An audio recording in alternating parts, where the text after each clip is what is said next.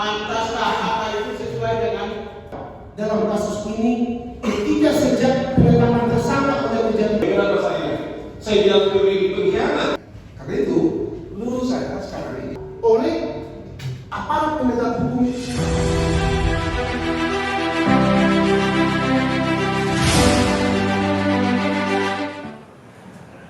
Assalamualaikum warahmatullahi wabarakatuh.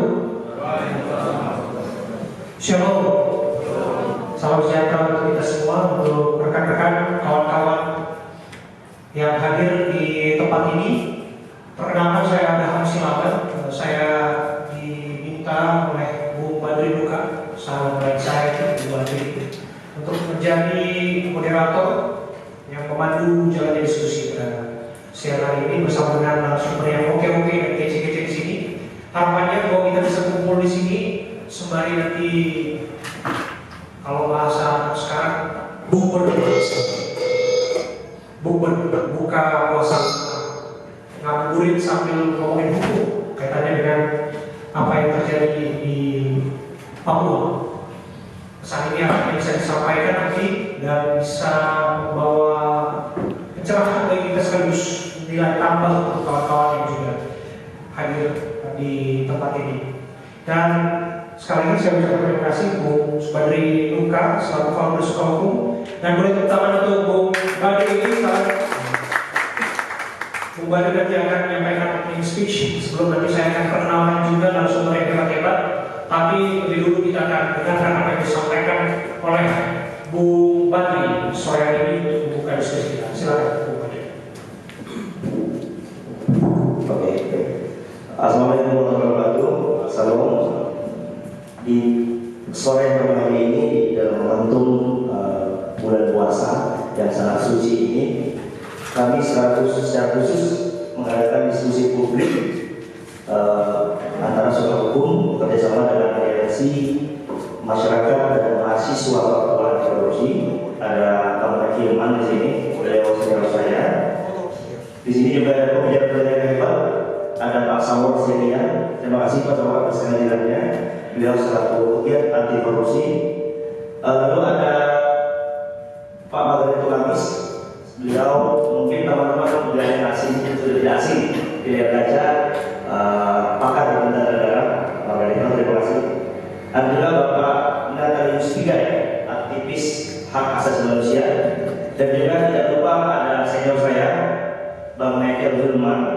Beliau di sini selaku kuasa hukum Aliansi Mahasiswa Masyarakat dan Mahasiswa Papua Anti Korupsi. Di diskusi publik hari ini secara khusus kita mengangkat tema terkait polemik dalam proses penegakan hukum pemberian diskresi terdakwa korupsi yang terjadi di Papua. Miris sekali, kami sudah kaji sebelumnya, sudah kita bahas juga bersama teman-teman aliansi mahasiswa dan masyarakat Papua anti korupsi. Di sini ada seorang pejabat publik di Papua sana ditetapkan sebagai tersangka, bahkan terdakwa saat ini, terdakwa korupsi, bahkan sudah disidangkan, tetapi diberikan diskresi oleh majelis hakim terhadap terdakwa korupsi dengan alasan takutnya jadi majelis memberikan diskresi kepada terdakwa, tidak apa-apa tidak ditahan, lalu memberikan kebebasan untuk tidak apa-apa tidak hadir, yang penting memberikan surat izin hadir. Dan alasan yang sangat lucu lagi, tak dikhawatirkan terjadi kekosongan di kepemimpinan di kabupaten. Ini menurut saya sangat diskriminasi terhadap, apalagi yang notabene, mohon maaf, di Papua juga sedang marak terjadi korupsi, yaitu Pak Lukas NMB yang nyatanya orang asli Papua malah seakan-akan diskriminasi. Nah, ini ada apa? Nah, di sini sudah ada pakar-pakarnya, pakar hukum tata negara, hak asasi manusia, bahkan ada pegiat korupsi di sini, anti korupsi, dan juga ada pakar HAM, juga aktivis HAM. Nanti akan berbincang-bincang terkait ini. Mungkin itu saja saya sampaikan. Jadi terima kasih kepada teman-teman peserta semua yang hadir di sini. Ada dari teman-teman Aliansi Masyarakat dan Mahasiswa Papua Anti Korupsi sudah hadir. Ada juga dari Perhimpunan Mahasiswa Hukum Indonesia. Ada juga dari Persatuan Mahasiswa Lampung Jakarta, dan juga ada elemen-elemen lainnya yang hadir. Terima kasih. Demikian dari saya, kita akan simak diskusi pada hari ini. Terima kasih, Pak Abraham. Kesamaan antara Batak dan Papua, kita suka sosok nyanyi. Betul gitu. Jadi saya bilang tadi sama kawan-kawan saya mau nyanyi satu bait tadi. Saya bilang begini, kita kulit keriting rambut, aku berubah, biar nanti langit terbelah, aku berubah. Boleh kita berubah. Itu menunjukkan betapa emosional kita kalau kita bicara soal Papua. Begitu kita menjadi Papua adalah saudara yang selalu ada di hati kami, dan tentu saja selalu menjadi bagian yang sangat menarik kalau kita bicara soal Papua. Maka hari ini adalah satu istimewa untuk kita, kakak-kakak yang ada di sini semua, untuk kita bicara diskusi publik polri dalam proses penegakan hukum, memberi diskresi terhadap korupsi yang terjadi di Papua. Sudah diperkenalkan satu-satu tadi narasumber hebat-hebat, dan saya bisa pastikan, Bung Badri, Anda memberikan tontonan yang menarik pada hari ini, karena orang-orang yang duduk di depan saya ini adalah orang-orang yang sering menghiasi layar kaca televisi. Saya selaku eksekutif produser dan presenter di iNews TV, MNC Media, 14 tahun sekarang di TV, saya 7 tahun di TV One, dan orang-orang yang ada di sini adalah orang-orang lawan bicara saya kalau tampil di TV, teman-teman. Jadi semuanya sudah pernah jadi lawan bicara saya pastikan itu. Betul ini. Ini bukan. Ini serius. Maka izinkan saya kenalkan satu persatu lagi untuk memberikan penyegaran lagi narasumber kita. Suka keringat dingin, bukan lawan bicara keringat dingin. Saya keringat dingin. Kenapa? Karena kalau benar bicara, lagi jangan sampai meleset bicara ini. Saya panggil ini kakak besar, saya kakak. Boleh tepuk tangan untuk kakak Nasional Tiga, aktivis anti korupsi. Bicara soal korupsi dan aktivis anti korupsi dan tetap putih keringat dingin. Figur ini adalah figur yang membuat Firly Bahuri keringat dingin selalu suntuk. Ketua KPK. Bukan pertama kali. Jadi kalau urusan kita Firly Bahuri mundur kemarin rame-rame di depan gedung tulis di Kuningan. Abang kita yang satu ini bukan lawan lagi. Dia sudah mulai jauh-jauh hari. Abang saya koordinator tapak, dia aktif anti korupsi juga. Siapa lagi kalau bukan abang Anda, Sal, Sylvia. Dan lagi abang saya satu gak kalah menarik. Ini juga kalau udah bicara soal tata negara, saya gak ada lawan ini. Siapa lagi kalau bukan Bung Margarito Kamis. Dan kami ucapkan selamat datang untuk pakar hukum pidana, abang kita, hamba kita juga kami yang berdatang, Bung Rocky Marlun. Dan bapak-bapak narasumber, kita juga harus patut menghargai kawan-kawan kita seperjuangan yang hadir di tempat ini, dan kita berikan apresiasi pada aliansi masyarakat dan mahasiswa anti korupsi Papua yang hadir bersama kita di sini. Terus ada Permadi, Perhimpunan Mahasiswa Hukum Indonesia, dan kami dengar juga ada Persatuan Mahasiswa Lampung juga yang ada di sini. Boleh tepuk tangan untuk kawan-kawan peserta yang ada di sini. Shalom, selamat sore kita semua. Shalom. Terima kasih banyak Bapak sekalian sudah hadir dalam diskusi publik kita ini. Sebelum saya berangkat menanggapi pertanyaan tadi terkait dengan diskresi, saya mau garis bawahi bahwa korupsi adalah musuh kita bersama, yang mana kita harus bersama-sama memberantas korupsi. Bahwa terkait dengan kami perwakilan, saya selaku kuasa hukum dari Aliansi Masyarakat dan Mahasiswa Papua Anti Korupsi selama ini bergerak baik di Papua maupun di Jakarta untuk mendorong setiap kasus-kasus korupsi. Yang mana selama ini kami juga mendorong lebih spesifik pada kasus yang terjadi, maraknya terjadi semua tindak pidana korupsi di Papua. Nah, tanpa pandang dulu, Beberapa bulan terakhir ini kami mengetahui dan ketahui bersama terkait dengan kasus korupsinya Pak Lukas NMB, Pak Antinus Omerle, Pak Hampagawa. Tanpa kompromi, penegak hukum langsung menangkap dan menahan yang kemudian ditetapkan tersangka tindak pidana korupsi.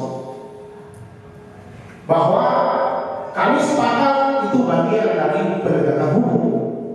Namun kami dari aliansi masyarakat dan mahasiswa juga menyayangkan, kami melihat ada tindakan diskriminatif dan tebang pilih dalam penegakan hukum, yaitu bagi orang asli Papua maupun orang non asli Papua dalam pemberantasan tindak pidana korupsi yang selama ini kami mengamati.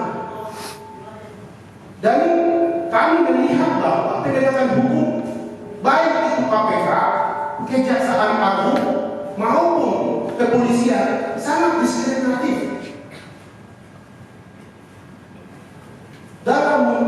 dalam penegakan hukumnya. Jadi dalam contoh kasus, aliansi masyarakat dan mahasiswa Papua sedang mengawal satu kasus, yaitu PLT Bupati Mimika. Saat itu belum jadi tersangka, kami mengawal sebelumnya itu sampai saat ini sudah jadi terdakwa dan sidangnya sedang jalan di Pengadilan Negeri Kelas 1 Kajian 2. Nah, dalam kasus ini Pak PLT Bupati Mimika korupsi uang 69 miliar uang APBD Kabupaten Mimika. Uang tersebut untuk pembelian helikopter dan pesawat Cessna. Kegunaannya adalah untuk pelayanan masyarakat yang terjangkau, untuk melayani masyarakat. Namun ini korupsi oleh PLT Bupati Mimika, yang mana bukan orang asli Papua pejabat, tapi minta maaf, saya bukan rasis atau diskriminatif, tapi ini dilakukan oleh orang asli Papua yang ditunjuk PLT Bupati Mimika. Orang datang menjabat di Papua korupsi lagi, merugikan orang Papua. Dan kami sedang mengawali kasus ini sampai di persidangan Pengadilan Negeri Jayapura. Hingga tanggal 27 Kamis lalu, Kejati Papua membacakan dakwaan yang mana setelah majelis tidak mengeluarkan penetapan penahanan, maka majelis memberikan kesempatan kepada terdakwa. Alasannya karena kekosongan pemerintahan di Kabupaten Mimika sehingga terdakwa tidak ditahan. Itu satu. Yang kedua adalah mengizinkan terdakwa wajib datang di pengadilan, hadir dalam persidangan, namun ketika sakit mohon disurati melalui kuasa hukum. Ini kan sangat spesial. Kami dari aliansi dan masyarakat menganggap itu sangat spesial sekali bagi terdakwa PLT ini. Bagaimana majelis hakim yang mana sebenarnya kekosongan pemerintahan itu bukan lagi kewenangan majelis hakim, tapi malah memberikan kewenangan itu, apa memutuskan kewenangan itu. Dan ini kami sangat menyayangkan. Kalau memang ini murni setiap pejabat yang korupsi harus menindak tegas, jangan tumpang pilih seperti ini. Harusnya semuanya, kita ini kan harusnya equality before the law itu harus disediakan bagi siapapun, bagi non-OAP maupun orang asli Papua. Tapi kami melihat ini bukan hanya pemberantasan tindak pidana korupsi yang saat ini terjadi Papua, bukan murni penegakan hukum, melainkan ini politis.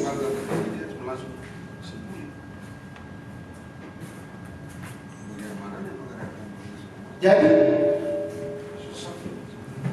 kami sudah berupaya dalam kasus ini ketika sejak penetapan tersangka oleh Kejati Papua sudah berupaya dari masyarakat dan aliansi sudah berupaya dengan non formal. Kami menggunakan aksi di Kejaksaan Agung, kemudian ke Kemendagri, namun Mendagri pun sampai saat ini belum ada respon terkait dengan pencabutan status sebagai PLTSK yang dia berikan. Hingga sampai Kejaksaan Agung pun kami dorong tidak berikan respon untuk melakukan penahanan terhadap tersangka. Nah, ini kami melihat bahwa bagaimana hancurnya penegakan hukum terkait dengan tindak pidana korupsi. Ada tumpang pil baik itu non asli Papua dan non para asli Papua di Papua. Mungkin itu gambaran yang selama ini kami dari masyarakat dan aliansi mahasiswa Papua yang kami mengawal kasus ini. Terima kasih. Baik, terima kasih saudara moderator dan para narasumber hadirin yang hadir di tempat ini. Jadi memang kalau kita bicara tentang proses penegakan hukum di Indonesia itu sejak 2015 Perserikatan Bangsa-Bangsa itu telah memberi rekomendasi ada peristiwa unfair trial di Indonesia. Jadi unfair trial, jadi proses penegakan hukum yang tidak memberikan rasa keadilan.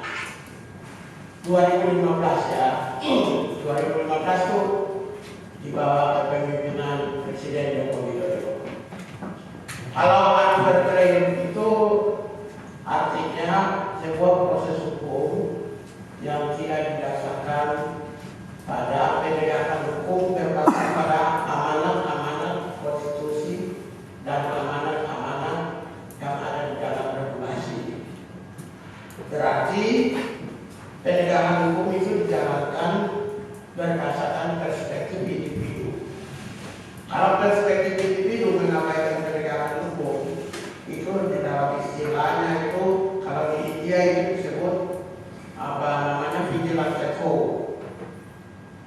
Jadi vigilante code itu kalau kerbau dia tidur di jalanan, setiap mobil harus berhenti mengabaikan undang-undang lalu lintas. Kerbau yang memutuskan peraturannya itu yang namanya vigilante code. Jadi Indonesia sekarang itu sudah memasuki tahap vigilantisme. Vigilantisme adalah tahap di mana perintah, pikiran, perasaan, dan ekspresi atau tindakan para penegak hukum maupun juga penguasa itulah yang dijadikan sebagai sebuah kebijakan, landasan kebijakan ataupun kebijakan. Maka kita lihat ada menteri besar eksekutif yang cawe-cawe menangani urusan yudikatif.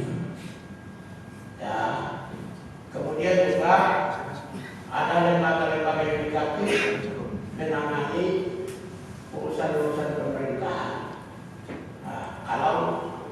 Kalau saling memasuki ruang atau wilayah itu bagian dari kebijakan atau tindakan vigilantisme, ya, vigilante code. Karena itulah maka semua undang-undang dasar, konstitusi negara, undang-undang maupun peraturan-peraturan tidak lanjut termasuk KUHP itu non diskriminatif, pure non diskriminatif.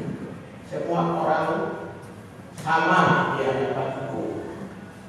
Tapi kalau dalam vigilantisme itu semua orang tergantung kepada siapa yang mengambil keputusan keadilan. Jadi kalau di situ ada menteri, ya sesuai kemauan dia. Kalau berdasarkan aturan yang ada, baca itu peraturan satu per satu secara detail dan melaksanakan saja sesuai peraturan, maka pasti tidak tercederai rasa keadilan, tidak juga nampak diskriminatif. Kalau dia mengabaikan itu, kemudian dia menggunakan sesuai kehendak dan keinginannya, maka itulah vigilantisme. Jadi kalau ada orang-orang tertentu dari wilayah minoritas itu diproses hukum, ya kalau soal hukum oke. Tapi begitu dijadikan tersangka, besoknya dicopot jabatannya. Tapi kalau ketika seseorang yang berasal dari partai penguasa, kemudian berasal dari komunitas mayoritas, dia diberikan diskresi. Nah, itu kan mengambil keputusan tertinggi pada penguasa. Misalnya di dalam pemerintahan dalam negeri pasti ujung pimpinannya adalah penguasa di bidang Kementerian Dalam Negeri. Maka Kementerian Dalam Negeri ujung pimpinan menjalankan vigilantisme. Sangat paradoks ketika Menteri Dalam Negeri itu berasal dari penguasa tertinggi bidang yudikatif, penegak hukum. Ya, itu kontradiktif dengan perilaku, kontradiktif dengan perjalanan karirnya, di mana membiarkan proses yang tidak equal. Seharusnya kalau mau equal, ketika ada Gubernur Papua, Lukas NMB, Omale, Bupati Timika, kemudian Pak Riki Pagawat, mereka dijadikan tersangka, besoknya dicopot, diberhentikan. Nah, kalau penguasa di Kementerian Dalam Negeri ada seseorang yang berasal dari partai yang besar, ruling party, kemudian saya tidak sebut nama, kemudian orang tersebut berasal dari mayoritas, kemudian memberi kesempatan untuk tetap menjalankan pemerintahannya, maka ya penguasa Kementerian Dalam Negeri vigilantisme. Ya, vigilantisme itu lebih mendekati otoritarianisme, totalitarisme, mengabaikan hukum. Itu kecenderungannya ke arah sana. Lalu yang kedua, ya proses penindakan hukum yang fair trade itu adalah semua orang di mata hukum sama. Maka seharusnya penegak hukum memang memiliki kehendak untuk menegakkan hukum berdasarkan keyakinan. Tapi keyakinan itu kan harus bicara di resultnya, endingnya. Nasib apakah orang yang bersalah atau tidak itu bergantung kepada penegak hukum yang memegang tongkat palu keadilan. Tapi dalam proses mencari proses pertarungan pencarian keadilan, penegak hukum itu tidak boleh bersebelah, tidak boleh mempertontonkan ketidakadilan kepada publik. Ya, di dalam penegak hukum setiap instansi itu, baik itu kejaksaan, Mahkamah Agung, KPK maupun kepolisian, itu ada check and balances di dalam, ada pengawas, supaya proses hukum yang dijalankan oleh mereka itu benar-benar bisa dijalankan sesuai dengan SOP. Maka ada pengawas internal, check and balances. Menjadi persoalannya adalah pengawas internal juga tidak responsif. Kita lihat ada institusi penegak hukum yang dibiarkan internalnya bermasalah terus-menerus. Saya merasa publik atau rakyat tidak salah. Yang salah itu pengawas internal. Pengawas internal harus wajib dan mampu meluruskan agar ya implementasi atau pelaksanaan tugas pokok dan fungsi dijalankan secara baik dan benar. Demikian pula di Mahkamah Agung.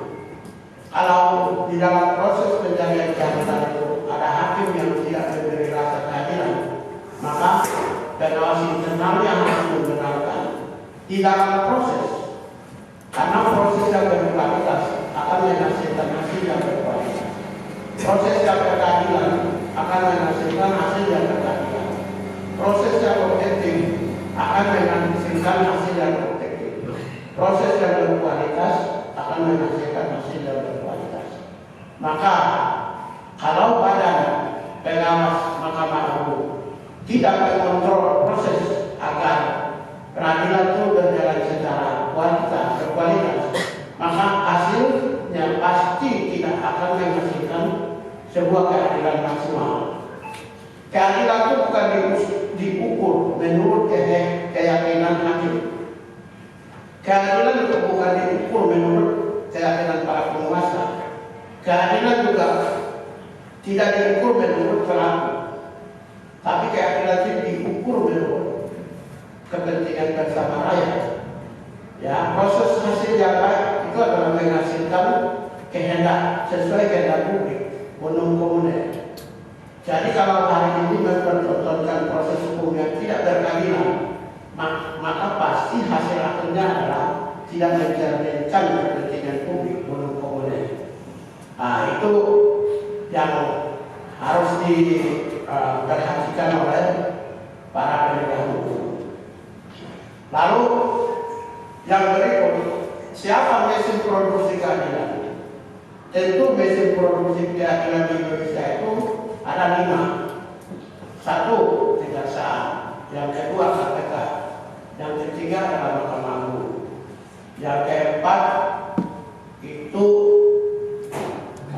kepolisian. Dan yang kelima adalah presiden, pemerintah. Karena jaksa itu ditunjuk oleh presiden. Presiden memiliki kewenangan dan otoritas untuk menghadirkan keadilan.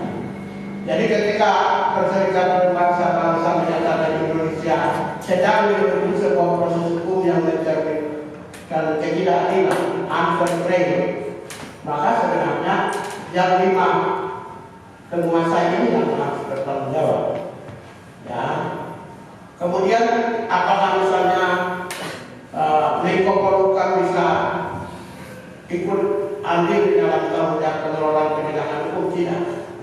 Menko Polhukam anggota kabinet di bawah presiden sebagai kepala pemerintahan.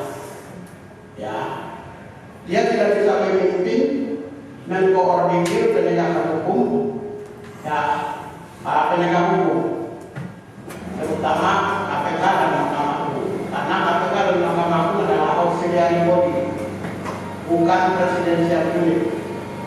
Presidensial unit itu adalah kepolisian dan kejaksaan, karena mereka anggota kabinet. Karena itu Menko Polhukam dapat mengkoordinir. Tapi apakah presiden bisa atau tidak bisa?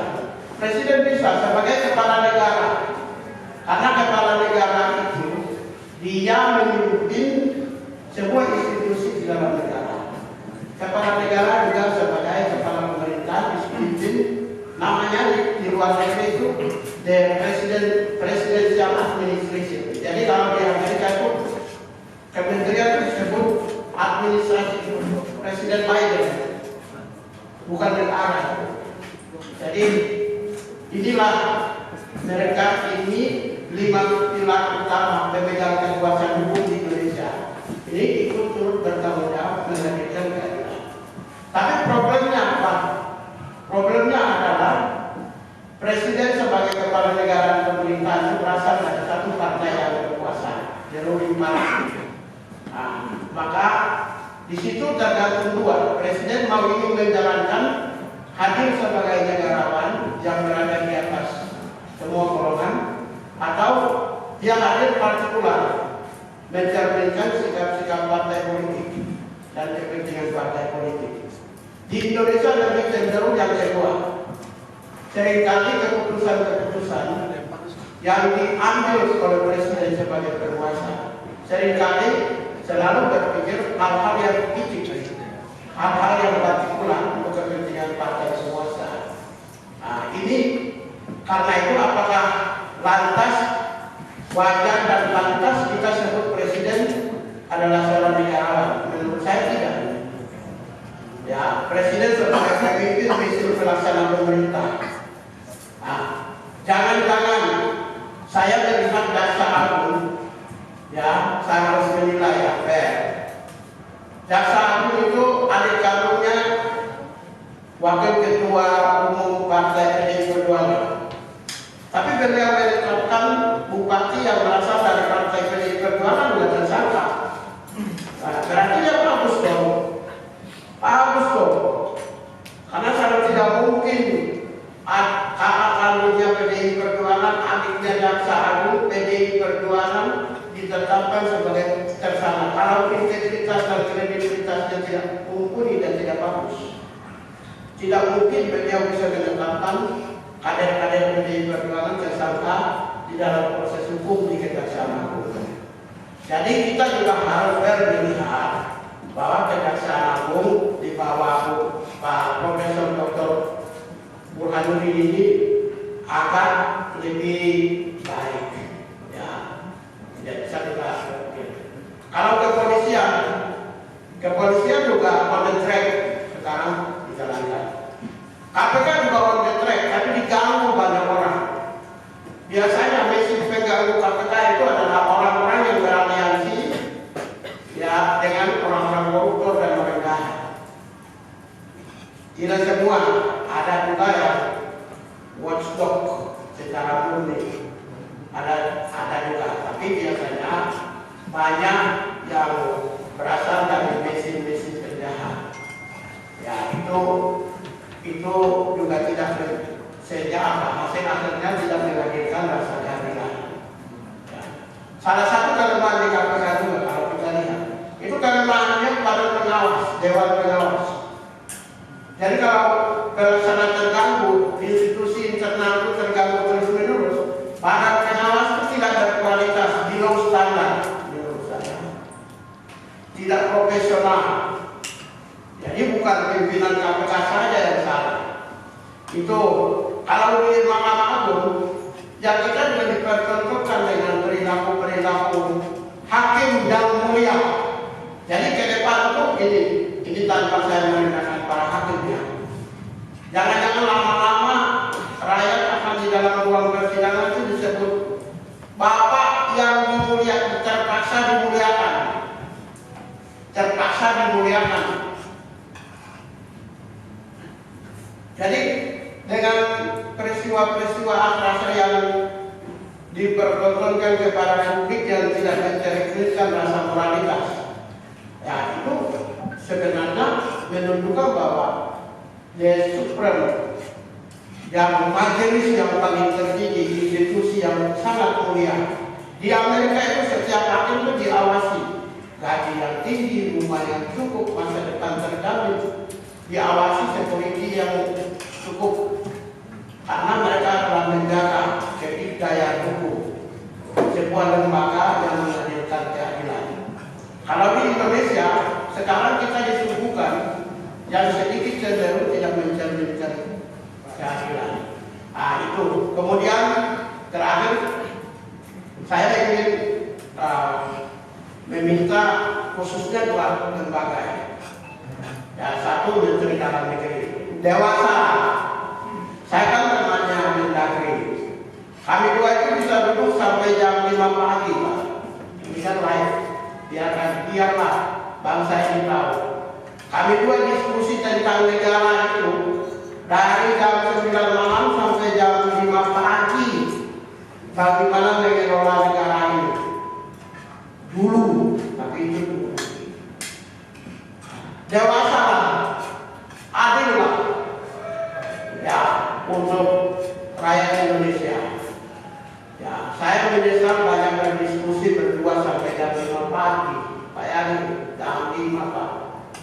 Sering Yang satu malam saya datang berdiskusi berdua, hanya berdua aja. Nah, sekarang ini kalau Bapak Profesor Dr. Menteri Dalam Negeri tidak mencerminkan rasa keadilan, saya menyesal sebagai teman.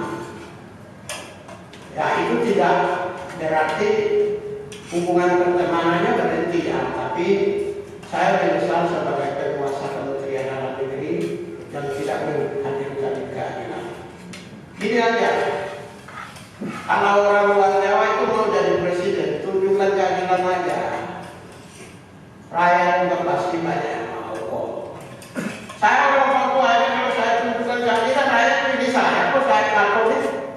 Saya Papua, orang Jawa aja pilih saya kok. Apalagi kalian-kalian yang agamanya sama, sukunya sama, tunjukkan aja rasa keadilan, rakyat pasti pilih kok.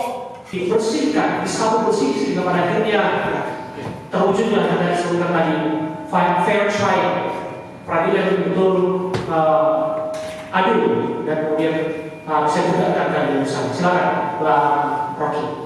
Mungkin sudah mulai bosan dengan saya berteori. Kalau dari judulnya, ekspresinya kan penegakan hukum.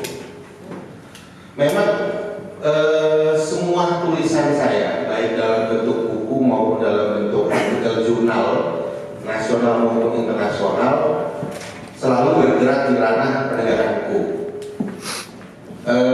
Jadi saya merasa perlu sedikit untuk memberikan asupan teori mengenai makna dari penegakan hukum secara konseptual, supaya nanti bisa ditarik. Walaupun sebenarnya ranah praksisnya sudah disebutkan, ranah praksisnya ya. Sekarang ranah teoritisnya. Saya begini, penegakan hukum itu dia adalah upaya mencari nilai-nilai yang ada dalam suatu norma hukum dalam bentuk sikap tindak melalui diskresi. Yang mengucapkan itu Prof. Sudono Sukanto. Mungkin kalau saya sahur masih kenal itu Prof. Sudono Sukanto. Masih kenal. Masih ngajar. Iya. Kalau adik-adik mungkin sudah nggak kenal lagi. Nah, itu konsep penegakan hukum. Jadi penegakan hukum itu memang punya dua dimensi, ya. Dimensi pertama adalah dimensi interpretasi. Dimensi interpretasi ini, karena ini adalah penegakan hukum, maka dia pasti digunakan oleh orang yang memiliki kewenangan, diskresi tadi. Nah, sekarang jadi persoalan. Kalau kaitan dengan tema, apakah hukum pidana mengenal konsep diskresi? Diskresi itu sendiri konsep dari wilayah hukum administrasi negara yang tadi wilayahnya Bang Margar itu. Tapi saya juga perlu jelaskan mengenai konsep diskresi atau sejarah munculnya diskresi. Dan ini pasti jadi perdebatan nantinya. Diskresi itu muncul dalam era setelah terjadinya resesi dunia. Kenapa dia bisa muncul? Karena dianggap asas legalitas tidak mampu menjangkau kepentingan masyarakat karena terlalu takut, sehingga muncul asas diskresi. Artinya diskresi itu sebagai bentuk kewenangan bebas dari seorang pejabat publik untuk bisa mencapai kepada kesejahteraan masyarakat. Nah, sampai sisi ini saya setuju dengan Bang Margar itu, apa yang diputuskan oleh hakim itu bukan diskresi. Karena diskresi itu ada dalam ranah hukum administrasi negara. Yang dilakukan oleh hakim dengan posisi fakta seperti itu adalah satu penilaian berdasarkan interpretasinya dia. Saya juga mungkin harus disclaimer sedikit di sini. Saya terus terang sudah dari semenjak 2012 saya nggak nonton TV. Saya nggak pernah nonton TV, nggak pernah melihat berita baik itu di YouTube maupun di media sosial, karena saya menganggap dorongan sosial terlalu tinggi untuk bidang hukum, sehingga saya ingin menjaga kemurnian saya dalam berbicara hukum, walaupun dalam konteks tertentu bidang sosial itu perlu. Makanya ada jargon no viral no justice, ya. Itu perlu dalam konteks tertentu. Tapi kalau saya ngikutin dari awal sampai akhir semua berita yang beredar di media, itu nanti kemampuan normatif saya bisa berkurang. Akhirnya juga jadi ikut-ikutan memviralkan sesuatu gitu. Makanya gaya bicara saya sifatnya lebih ke banyak normatifnya. Nah, kalau berbasis ceritanya Mas Michael, saya dari dulu manggilnya Mas. Ini kawan lama saya sebenarnya. Boleh nggak hakim tidak melakukan penahanan? Di pasal 20 itu ada 3 ayat. KUHP ya, saya bicara KUHP. Pasal 20 ada 3 ayat. Nomor 1, ayat 1 itu untuk penyidik, ayat 2 untuk jaksa, ayat 3 untuk hakim. Jadi kalau bahasanya itu untuk kepentingan penyidikan, untuk kepentingan penuntutan, untuk kepentingan pemeriksaan dalam persidangan, penyidik, jaksa, hakim berwenang melakukan penahanan. Kemudian kita larikan itu ke pasal 21. Di pasal 21 ini kalau ada yang baca bukunya Yaya Rahab itu punya 2 istilah. Landasan yuridis, pasal 21 ayat 1-nya, kemudian landasan kekhawatiran, pasal 21 ayat 4-nya. Nah, di situ yang kemudian nanti jadi perdebatan. Karena di ayat berikutnya lagi itu nanti ada perbuatan-perbuatan yang tanpa, misalnya dia tidak 5 tahun tapi boleh ditahan gitu ya. Itu landasan kekhawatirannya ada di situ.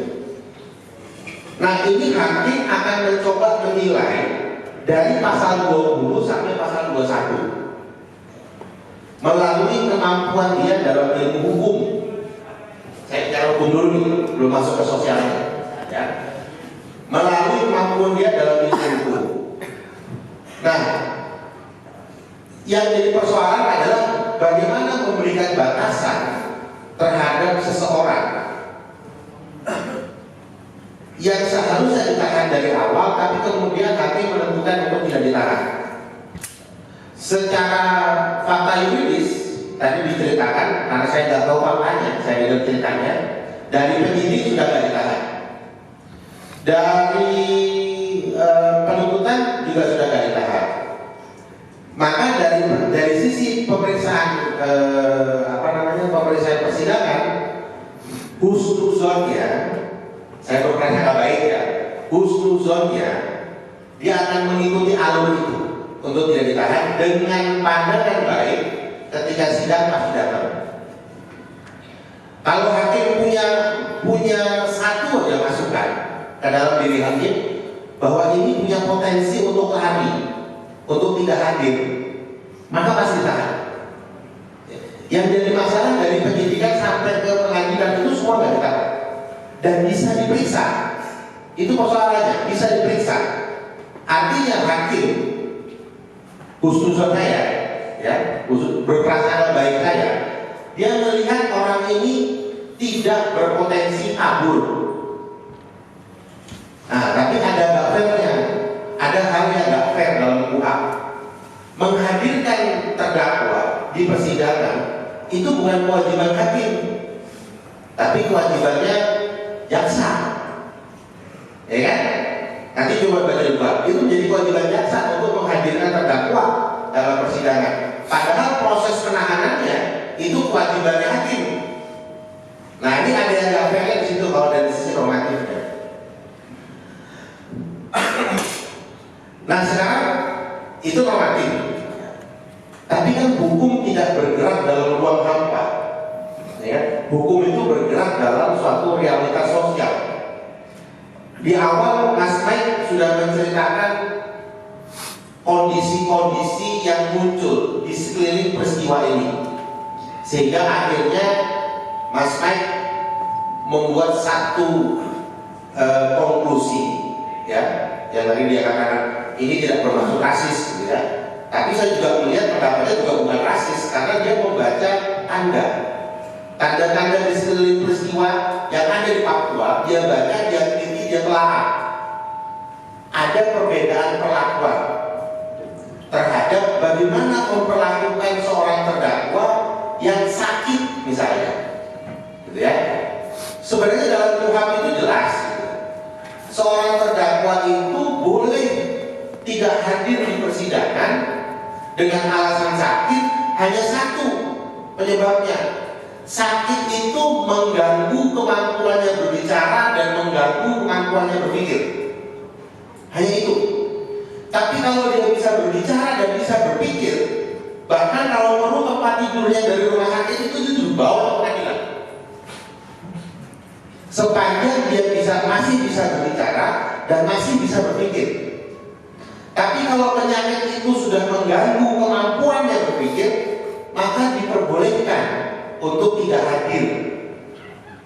Karena KUHP kita juga memberikan landasan yuridis adanya pemeriksaan terdakwa tanpa kehadiran, toh, ya kan? Nah, maka disitulah kemudian hakim seharusnya dalam tanda kutip bisa meneliti kenapa katanya nggak hadir sekali. Ya, kalau tidak hadir itu dengan alasan sakit misalnya, apa sakitnya sehingga tidak bisa hadir? Jangan-jangan cuma sakit paru atau pilek misalnya, terus dengan alasan nggak hadir.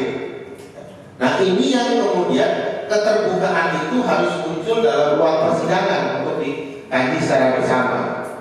Nah, oleh karena itu perlu suatu, kalau dari sisi hukum acara, ketidakhadiran seorang terdakwa dengan alasan sakit itu perlu dibuat aturan secara tertulis lebih rinci lagi, supaya tidak diberikan ruang penafsiran yang terlalu jauh oleh hakim terhadap kondisi terdakwa dalam case-case tertentu.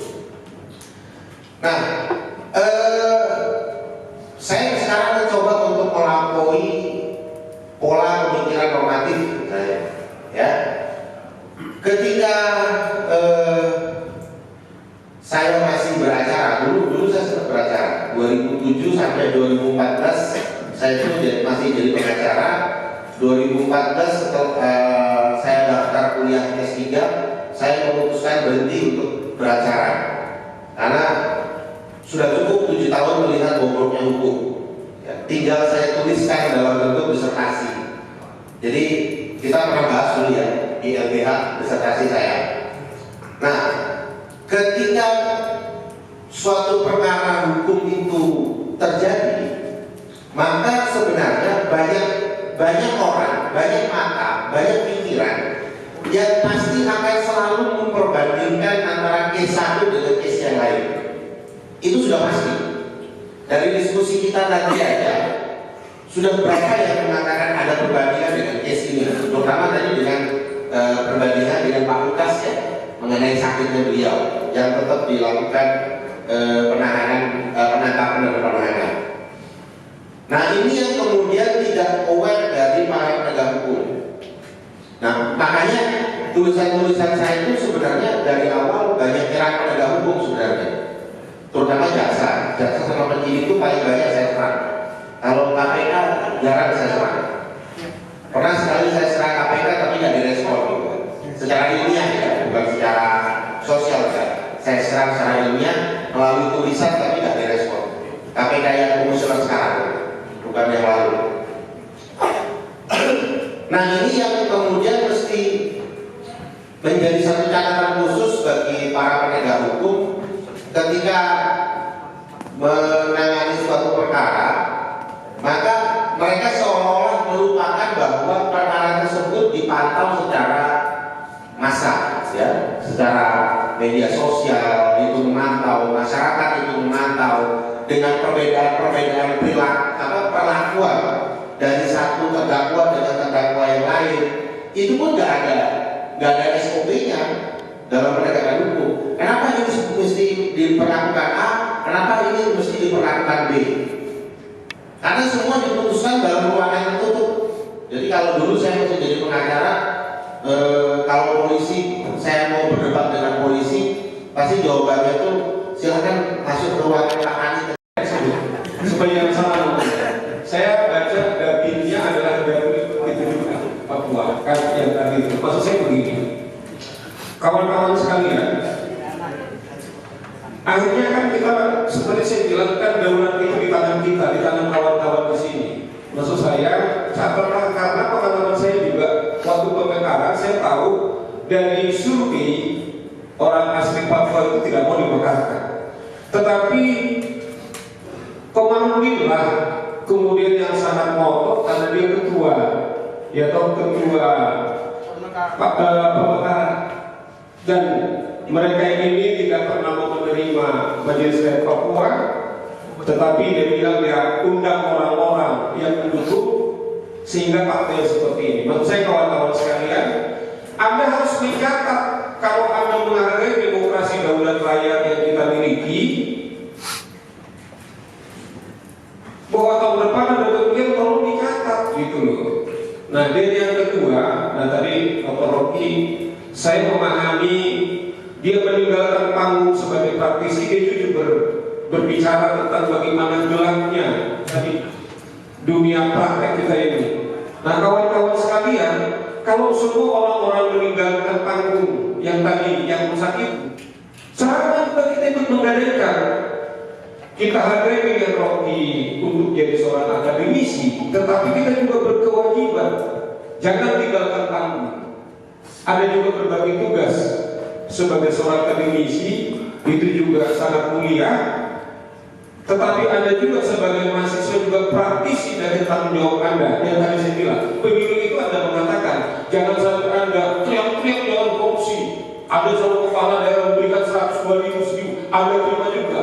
Anda juga ikut menjadi pecundang, Anda juga ikut merusak demokrasi itu sendiri. Itu harus tegas kita di sana. Ya, harus tegas kita di sana. Jangan kemudian kita menuduhi, padahal sebetulnya kita juga. Karena ini adalah argumen politik uang, tetapi 100-200 ribu kita akan menjadi kaya. Tetapi kalau itu daulat itu kita pegang dan kita bisa berteriaki, apakah itu kepala daerah, apakah kita mau beritahu ini, tolong ya dicatat. Kita sebut nama Komarudin bukan sebagai pribadi. Dia adalah wakil rakyat, ketua DPP PDI Perjuangan, wakil rakyat dari Papua. Saya tidak menyatakan Komarudin ikut terlibat. Tidak ada, sama sekali tidak ada. Saya juga tadi tidak menyatakan Pak Bupati Timika ikut korupsi, tidak. Tapi bahwa tapi bahwa istrinya adalah komisaris perusahaan yang diadakan atau kakak kandungnya adalah direktur perusahaan, itu jelas. Dia sendiri juga mengakui di TV Kompas TV. Karena itu kami bicara sebut nama Pak Komarudin, kami bebankan tanggung jawab. Tolong karena Bapak Komisi 2 sampaikan ke Pak Tito Karnavian, Menteri Dalam Negeri, untuk menghentikan. Ini saya. Kalau Papua Tengah saya lah orang nomor 1, pemimpinnya. Mau lawan, mau kasih mau barat.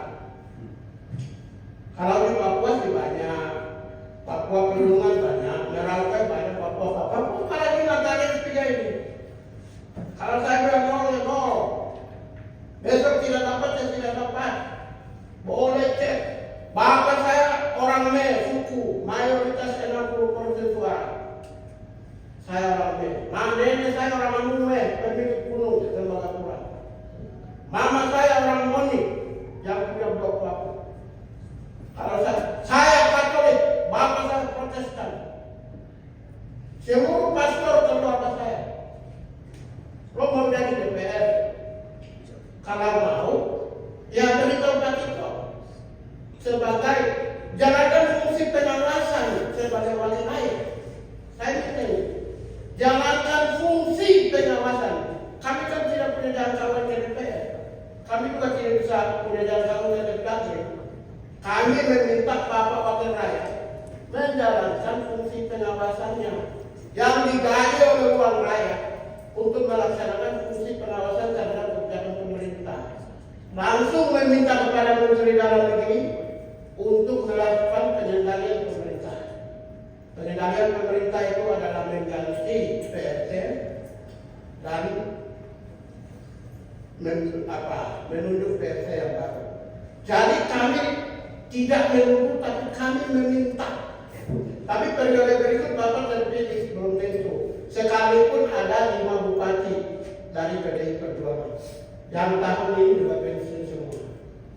Orang Papua itu kalau sudah jadi bupati hari ini pensiun, 2 hari kemudian diangkat sampah. Tidak seperti tadi 10 tahun lalu Komisioner Komnas HAM pensiun sampai hari ini mengudara karena punya hati.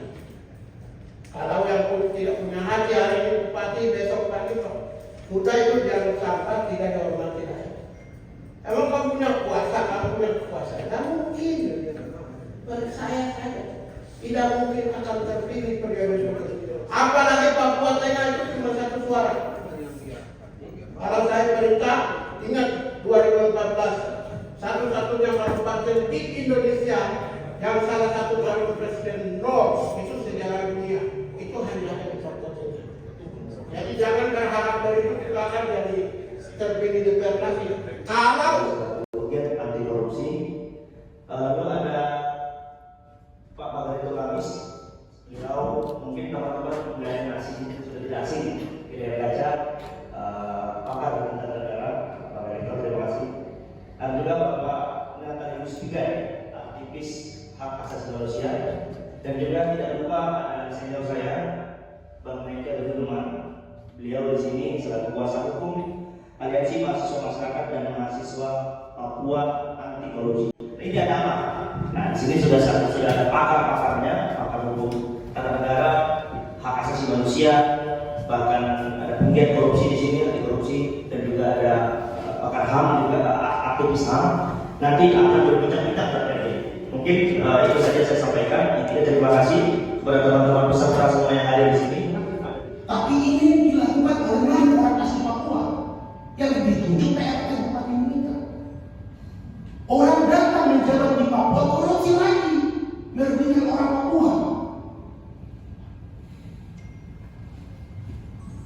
Dan kami sedang mengawali kasus ini sampai di persidangan. Dalam kasus ini, tidak sejak penetapan tersangka oleh Kejati Papua sudah berupaya dari masyarakat dan aliansi untuk pengadilan yang betul-betul dirasa fair demi terwujudnya keadilan di Republik ini. Maka kalau sudah bicara penegak hukum, apalagi sudah disinggung KPK tadi, saya akan langsung ke aktivis anti korupsi. Abang saya, Bang Saur Setian, bicara soal reformasi, termasuk reformasi hukum di dalamnya. Kalau ada bukan KPK adalah kandung reformasi, bukan menyedek. Betul ya, Bang Saur? Maka betullah dalam penegakan hukum kita mengenal istilah diskresi. Ini kerap kali disalahgunakan. Kalau tadi sudah disebut kasusnya oleh Bang Michael, Bapak Michael, apakah kemudian dari sana kita juga bisa beranjak dan melihat betul dalam tahapan penyidikan aja sudah ada diskresi dan itu bisa salah gunakan sampai kemudian pengadilan pun hal serupa bisa terjadi. Dan termasuk dalam kacamata KPK, apakah mungkin juga kita merasakan diskresi hukum itu sudah mulai terjadi. Silakan Abang Hukum Bang Saur. Dari kawan-kawan yang lain, saya diajak berdiskusi ini melalui sahabat saya Dr. Ahmad Yani, karena beliau ini sahabat saya lama. Saya rasanya nggak berani menolak. Saya lihat sahabat-sahabat berbicara ada Dr. Bagarito, ada setiap gelombang itu dalam teori fisika dia nggak pernah lagi kembali kepada asalnya. Gelombang apa yang kita suarakan, kalau kita orang percaya itulah didengar Tuhan. Kalau kita ibarat dijadi dalam konteks hubungan vertikal, itu akan ketemu setiap telinga masing-masing. Amin. Mungkin kita bicarakan, tapi gelombang ini melalui media kita yang sangat konvensional. Itulah kekuatan pertemuan kita seperti dibilang tadi kawan-kawan sekalian. Oleh karena itu sekecil apapun jangan kecilkan, tetapi itu yang saya bilang. Anda ingat perubahan demokrasi dari seorang penjual buah di mana itu yang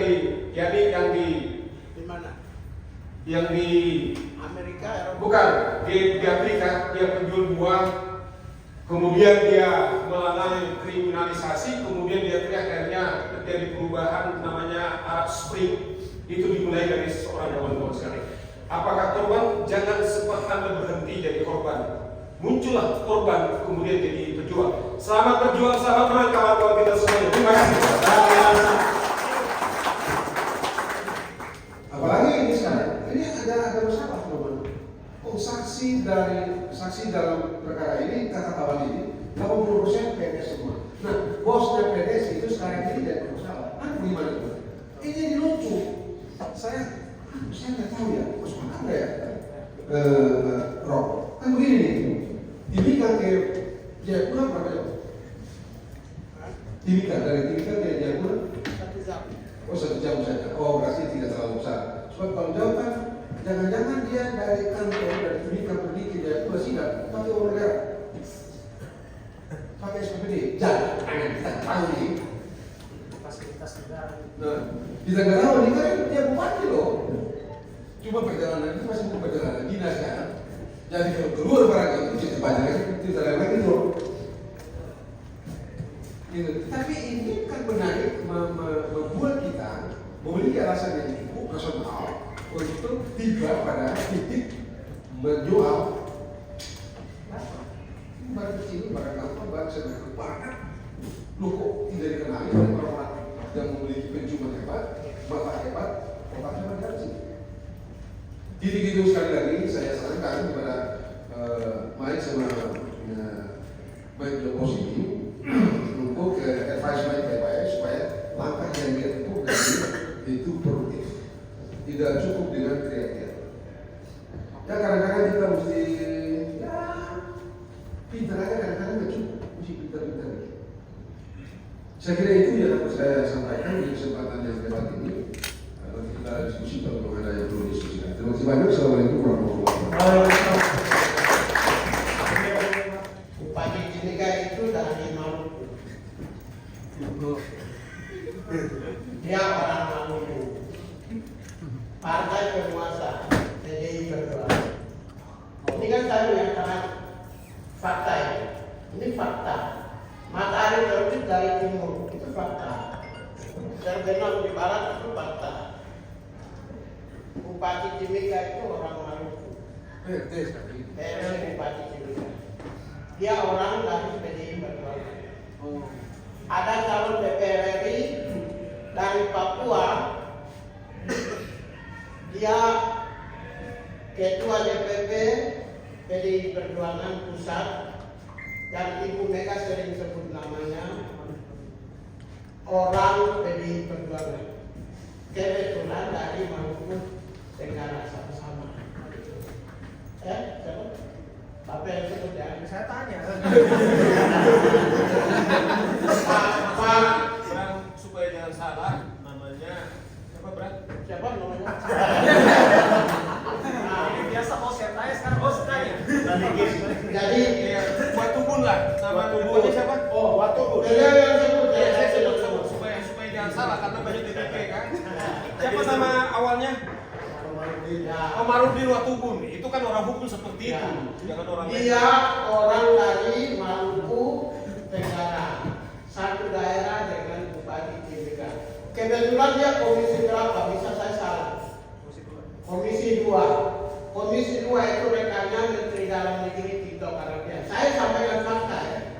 Saya tidak menuduh apakah bla bla bla dan lain-lain saya tidak. Saya hanya menyampaikan itu. Ya, Menteri Dalam Negeri Pak Komarudin Watubun untuk PDI Perjuangan. Fakta, bukan hoax. Komisi 2 DPR RI, fakta. Rekan kerjanya Menteri Dalam Negeri, fakta.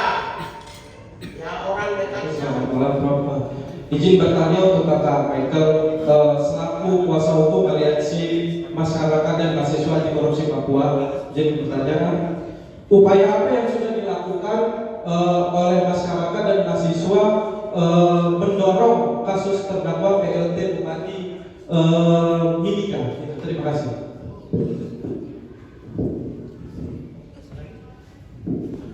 Satu lagi. Saya terakhir. Baik, selamat malam untuk kita semua. Perkenalkan, saya Ziko Tambahan dari Permahi. Jadi saya melihat di sini ada dua topik utama kita, yakni KPK dan Papua. Jadi saya melihat peristiwa Papua yang hari ini kita angkat perbincangkan ini mirip seperti saudara saya alami di Brigadir Joshua, di mana yang mengembuskan napas untuk kembali muncul ke oposisi. Artinya bahwa saya tujukan untuk Bang Mardianto Kamis. Bagaimana kita mengukur ini? Karena KPK adalah produk hukum dan hukum adalah produk politik. Sedangkan partai politik hari ini adalah organ yang menjadi tingkat keterlibatan paling rendah. Bagaimana kami, mungkin pemuda dan pemilih pemula yang angkanya sangat tinggi, untuk memahami bagaimana memperbaiki ini dengan cara memilih di pemilihan umum 2024 tadi. Indikator apa saja yang mungkin kami lihat? Karena di media sosial saat ini ramai diperbincangkan, itu sedang mungkin adanya buzzer-buzzer. Jadi bagaimana kami memfilter agar perbaikan di hukum dan politik ini? Terima kasih. Pembicara, fenomena apa, mengapa orang Papua asli bikin salah yang termasuk apa saja jadi tersangka, terdakwa dan macam-macam, tapi Papua pendatang kok gampang-gampang saja dibiarkan kayak begitu. Ada fenomena apa ini?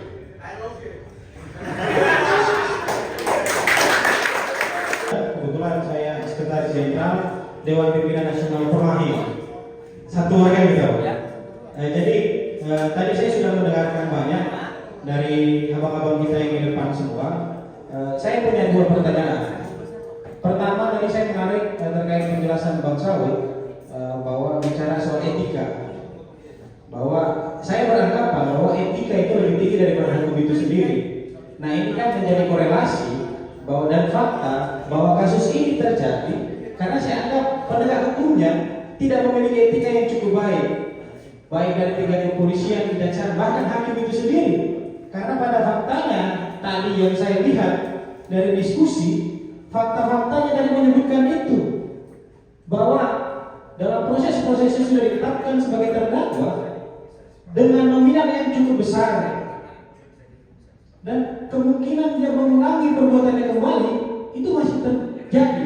Menghilangkan barang bukti juga masih terjadi, masih ada kemungkinan maksud saya. Nah, poin-poin ini dalam proses hukum kan harusnya menjadi perhatian. Lalu kenapa menurut saya, kenapa hal ini terjadi? Saya punya pertanyaan untuk Bapak semua, termasuk ada Pak Dokter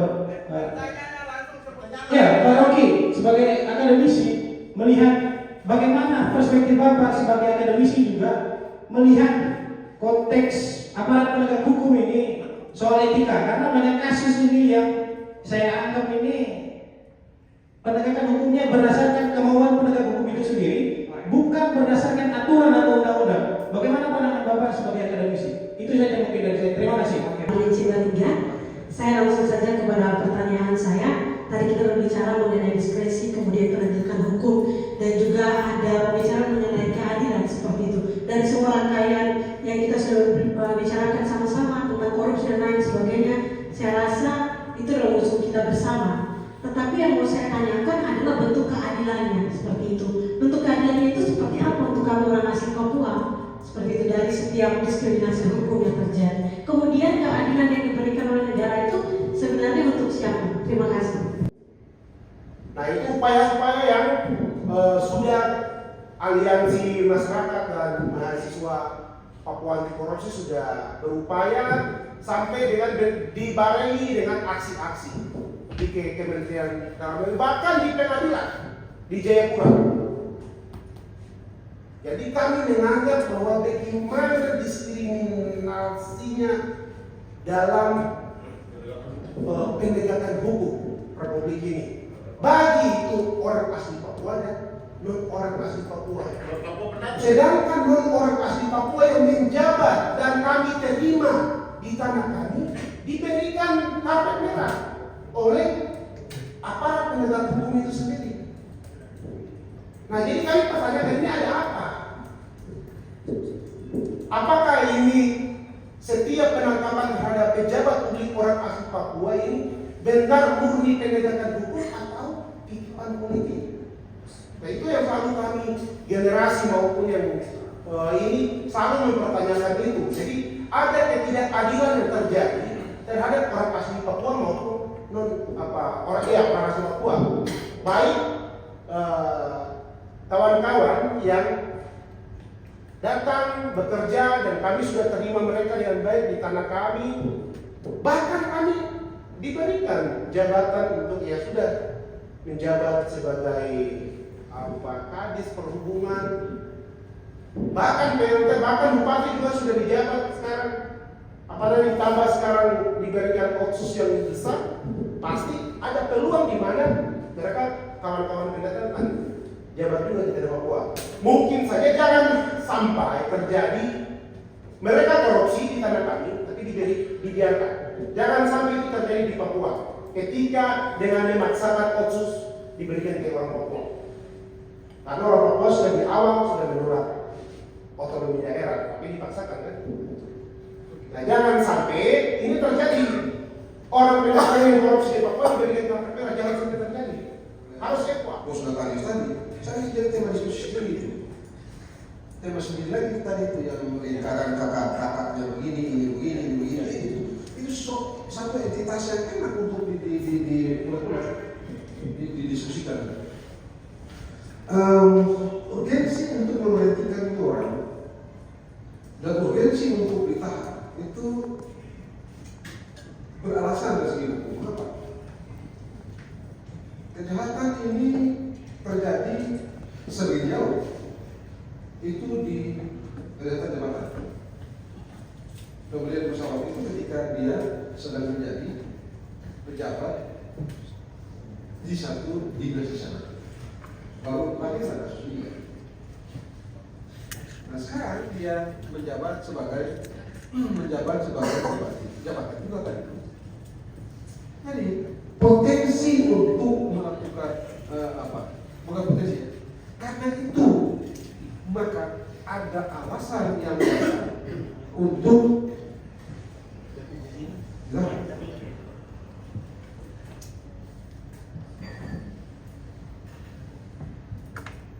dan diberhentikan.